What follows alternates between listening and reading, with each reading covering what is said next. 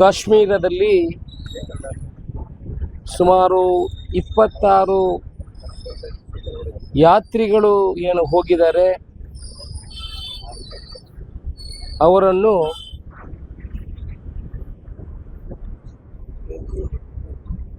ಗುಂಡಿಕ್ಕಿಕೊಳ್ಳುವಂಥ ಒಂದು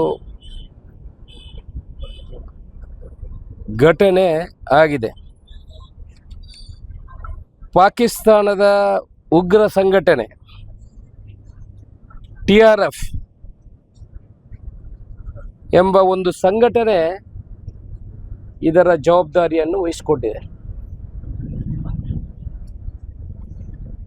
ಇಂಥ ಘಟನೆಗಳು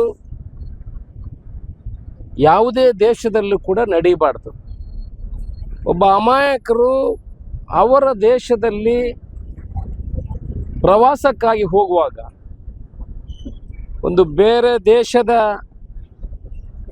ವಿಕೃತ ಮನಸ್ಸಿನ ಸಂಘಟನೆಯವರು ಬಂದು ಅವರ ಜೀವವನ್ನು ತೆಗೆಯುವುದಂತ ಹೇಳಿದರೆ ಇದನ್ನು ಯಾವ ದೇಶ ಕೂಡ ಸಹಿಸಲಿಕ್ಕಿಲ್ಲ. ಅದರಲ್ಲೂ ಕೂಡ ಇಬ್ಬರು ಕರ್ನಾಟಕದವರು ನಮ್ಮ ಈ ಭಾಗದವರು ಇದ್ದಾರೆ.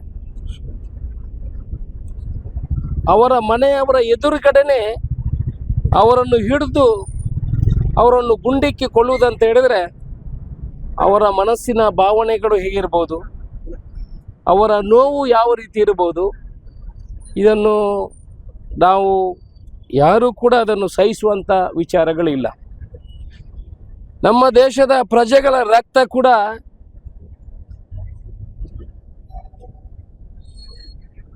ಭಾರಿ ನಮಗೆ ನೋವಾಗ್ತದೆ.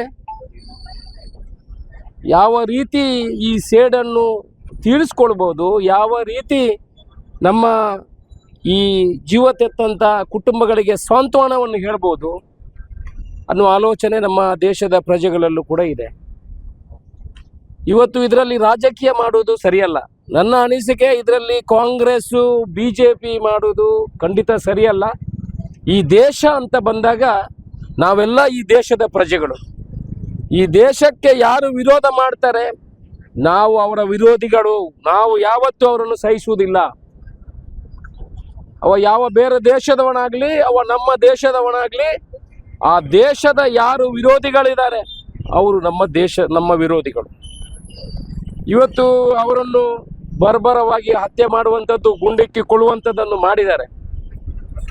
ಇದರಲ್ಲಿ ಏನು ಪಾಕಿಸ್ತಾನದವರು ದೊಡ್ಡ ಸಾಧನೆ ಮಾಡಿದ್ದಾರೆ ಅಂತ ಅವರ ಹತ್ರ ಇರಬಹುದು. ಇಡೀ ವಿಶ್ವವೇ ಅವರನ್ನು ಖಂಡನೀಯವಾಗಿ ನೋಡಿಕೊಳ್ಳುವಂಥ ಕೆಲಸವನ್ನು ಮಾಡ್ತದೆ.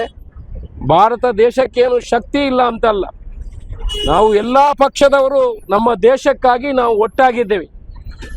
ಈ ದೇಶ ಎದುರಿಸುವಂಥ ಯಾವುದೇ ತೊಂದರೆಗಳಿದ್ದರೆ ನಾವು ಪಕ್ಷಾತೀತವಾಗಿ ದೇಶದ ಹಿಂದೆ ನಿಲ್ತೇವೆ. ಈ ದೇಶದಲ್ಲಿ ನಾವು ಎಲ್ಲರೂ ಭಾರತೀಯರು ಅನ್ನುವ ದೃಷ್ಟಿಕೋನ ಇಟ್ಕೊಂಡು ನಾವು ಇಂಥ ಸವಾಲುಗಳನ್ನು ಮುಂದಿನ ದಿವಸಗಳಲ್ಲಿ ಎದುರಿಸುವಂಥ ಕೆಲಸವನ್ನು ಮಾಡ್ತೇವೆ. ಇಂಥ ಕಠೋರರಿಗೆ ಏನು ಮಾಡಬೇಕಂತ ಹೇಳಿದ್ರೆ ಇವರನ್ನು ಗುಂಡಿಕ್ಕಿಕೊಳ್ಳುವುದು ಮಾತ್ರ ಅಲ್ಲ, ಇವರನ್ನು ಹಿಡಿದು ವಾರಕ್ಕೆ ಒಂದೊಂದು ಅವರ ಅಂಗಾಂಗಗಳನ್ನು ಕಟ್ ಮಾಡುವಂಥ ಕೆಲಸ ಅವರು ಜೀವಂತವಾಗಿ ಇಡಬೇಕು. ವಾರಕ್ಕೆ ಒಂದೊಂದು ಅವರ ಅಂಗಾಂಗವನ್ನು ಕಟ್ ಮಾಡುವಂಥ ಕೆಲಸ ಮಾಡಿ ಮತ್ತೆ ಅವರ ರುಂಡ ಶೋಧನವನ್ನು ಮಾಡಬೇಕು. ಇನ್ನೊಬ್ಬ ಯಾವುದೇ ಕೂಡ ಇಂಥ ಕೃತ್ಯಗಳಿಗೆ ಕೈ ಹಾಕುವಂಥದ್ದು ಆಗಬಾರ್ದು. ಇವರಿಗೆ ಇಬ್ಬರು ಶೂಟೌಟ್ ಮಾಡಿ ಇಬ್ಬರನ್ನು ಕೊಂದಿದ್ದಾರೆ ಅನ್ನುವ ವಿಚಾರಗಳು ನಮಗೆ ತಿಳಿದಿದೆ.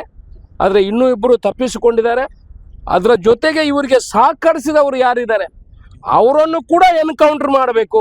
ಮುಂದಿನ ದಿವಸಗಳಲ್ಲಿ ಯಾರು ಅವರಿಗೆ ಸಹಾಯ ಮಾಡಿದ್ದಾರೆ ಅವರನ್ನು ಕೂಡ ಎನ್ಕೌಂಟರ್ ಮಾಡಬೇಕು.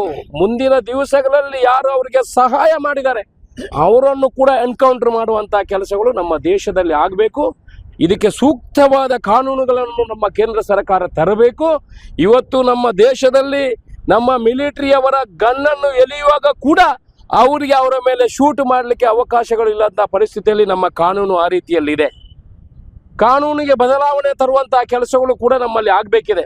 ಸುಮಾರು 3500ಕ್ಕಿಂತ ಹೆಚ್ಚು ಕಾನೂನುಗಳು ಇವತ್ತು ಧೂಳು ಹಿಡಿತಾ ಇದೆ. ಅದಕ್ಕಿಂತ ಪ್ರಯೋಜನಕಾರಿಯಾದಂಥ ಕಾನೂನುಗಳನ್ನು ತಂದು ಯಾವತ್ತು ದೇಶಕ್ಕೆ ಬೇಕಾಗಿ ಯಾರು ದುಡಿತಾರೆ, ದೇಶಕ್ಕೆ ಬೇಕಾಗಿ ನಮ್ಮ ಸೈನಿಕರು ಯಾವ ಕೆಲಸ ಮಾಡ್ತಾರೆ ಅವರಿಗೆ ಹೆಚ್ಚಿನ ಅವರಿಗೆ ಹಕ್ಕನ್ನು ಕೊಡುವಂಥ ಕೆಲಸಗಳನ್ನು ಆಗಬೇಕು. ಇಂಥ ಘಟನೆಗಳು ಇಲ್ಲಿ ನಮ್ಮ ದೇಶದಲ್ಲಿ ನಡೀಬಾರ್ದು, ನಡೆದಿದೆ. ಅವರಿಗೆ ಸೂಕ್ತವಾದಂಥ ಶಿಕ್ಷೆಗಳು, ಅವರಿಗೆ ಕಠಿಣವಾದಂಥ ಶಿಕ್ಷೆಗಳನ್ನು ಕೊಡುವಂಥ ಕೆಲಸಗಳು ಆಗಬೇಕು. ಅವರಿಂದ ಏನೇನು ಮಾಹಿತಿಗಳಿದೆ, ಯಾರ್ಯಾರು ಇದಕ್ಕೆ ಪ್ರೋತ್ಸಾಹ ಕೊಟ್ಟಿದ್ದಾರೆ, ಅವರನ್ನೆಲ್ಲ ಹಂತವಾಗಿ ಬೇರೆ ಬೇರೆ ರೀತಿಯಲ್ಲಿ ಅವರಿಗೆ ಯಾವುದೇ ಕನ್ಸೆಷನು, ಯಾವುದೇ ಹಿಯರಿಂಗನ್ನು ಕೊಡದೆ ಒಂದು 4-5 ಜನರನ್ನು ಸರಿಯಾಗಿ ತೆಗೆದ್ರೆ, ಇವತ್ತು ಬೇರೆ ಬೇರೆ ದೇಶಗಳಲ್ಲಿ ನೀವು ನೋಡ್ಬೋದು, ಅರಬ್ ದೇಶಗಳಲ್ಲಿ ನೋಡ್ಬೋದು, 2 ಗಂಟೆಗೆ ಹೋಗಿದ್ರು, 3 ಗಂಟೆಗೆ ಮಹಿಳೆಯರು ಹೋಗಿದ್ರು, ಅಲ್ಲಿ ಕಳ್ಳರಿಲ್ಲ, ಅಲ್ಲಿ ಕಾದಾಟ, ಅವ್ರಿಗೆ ಉಪದ್ರ ಕೊಡುವವರಿಲ್ಲ. ಯಾಕೆ? ಅಲ್ಲಿ ಕಾನೂನು ಆ ರೀತಿಯಲ್ಲಿದೆ. ಕದ್ರೆ ಕೈ ಕಡಿಯುವಂಥದ್ದು ಕೆಲಸ ಮಾಡ್ತಾರೆ. ಮಹಿಳೆಯರು ರೇಪಿಸ್ಟ್ಗಳಿಗೆ ತಲೆಯನ್ನು ಕಡಿಯುವಂಥ ಕೆಲಸವನ್ನು ಮಾಡ್ತಾರೆ. ಅಲ್ಲಿ ಕಾನೂನು ಆ ರೀತಿ ಇದೆ. ನಮ್ಮಲ್ಲಿ ಕಾನೂನು ಯಾವ ರೀತಿಯೂ ನಡೀತದೆ. ನಮ್ಮಲ್ಲಿನ ಮಿಲಿಟರಿಗೆ ಅಧಿಕಾರಗಳು ಕೂಡ ಕಡಿಮೆ ಇದೆ, ರಾಜಕೀಯದವರ ಹತ್ರ ಅಧಿಕಾರಗಳು ಜಾಸ್ತಿ ಇದೆ. ಇದು ಕಡಿಮೆ ಮಾಡಿದರೆ ಮಾತ್ರ ದೇಶವನ್ನು ರಕ್ಷಣೆ ಮಾಡುವಂಥ ಕೆಲಸಗಳು ಆಗಬೇಕು. ರಕ್ಷಣೆ ದೇಶದ ಬಗ್ಗೆ ಭಾರತ ದೇಶದಲ್ಲಿ ನಾವು ಯಾವತ್ತೂ ಕೂಡ ಪಕ್ಷ ಅಂತ ಹೇಳುವುದಿಲ್ಲ. ಭಾರತ ದೇಶ ಅಂತ ಬಂದಾಗ ನಾವೆಲ್ಲ ಭಾರತೀಯರು, ನಾವೆಲ್ಲ ಒಗ್ಗಟ್ಟಾಗಿದ್ದೇವೆ.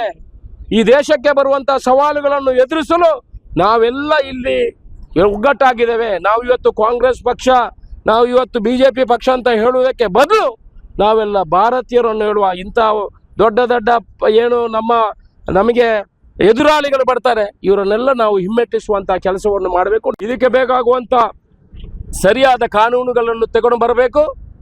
ನಾನು ಪಕ್ಷಾತೀತವಾಗಿ ಬೇಡಿಕೆಯನ್ನು ನೀಡುತ್ತಿರುವಂಥದ್ದು, ಇಂಥ ಕಠಿಣ ಈ ಪಾಪಿಗಳನ್ನು ಎನ್ಕೌಂಟ್ರಲ್ಲ ಪೀಸ್ ಮಾಡುವಂಥ ಕೆಲಸಗಳು ಮಾಡಬೇಕು. ಕಠಿಣ ಕ್ರಮಗಳನ್ನು ಕೈಗೊಳ್ಳುವಂಥ ಕೆಲಸಗಳನ್ನು ಮಾಡಬೇಕು.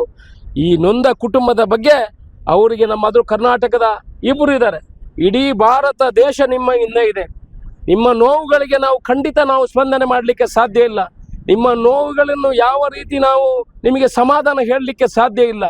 ಆದರೆ ಇಡೀ ನಿಮ್ಮ ಕುಟುಂಬದವರಿಗೆ 26 ಕುಟುಂಬ ಏನಿದೆ, ಈ ಭಾರತ ದೇಶದ ಪ್ರಜೆಗಳಿದ್ದಾರೆ. ಇಡೀ ಭಾರತ ದೇಶ ನಿಮ್ಮ ಹಿಂದೆ ಇದ್ದೇವೆ. ಕರ್ನಾಟಕದ 2 ಪ್ರಜೆಗಳು ಇದ್ದಾರೆ. ಅವರ ಸುಖ ಕಷ್ಟಗಳಿಗೆ ನಾವು ಇದ್ದೇವೆ ಅನ್ನೋ ಮಾತನ್ನು ನಾವು ಹೇಳ್ತೇವೆ. ಸುದ್ದಿ ಚಾನಲ್, ಕ್ಷಣ ಕ್ಷಣದ ಸುದ್ದಿಗಾಗಿ. That's my gadget. Let's go have some fun then.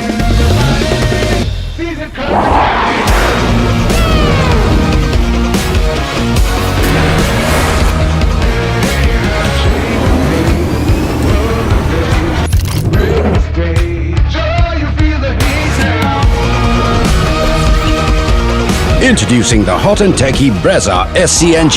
Cool new SCNG tech for a cool new generation.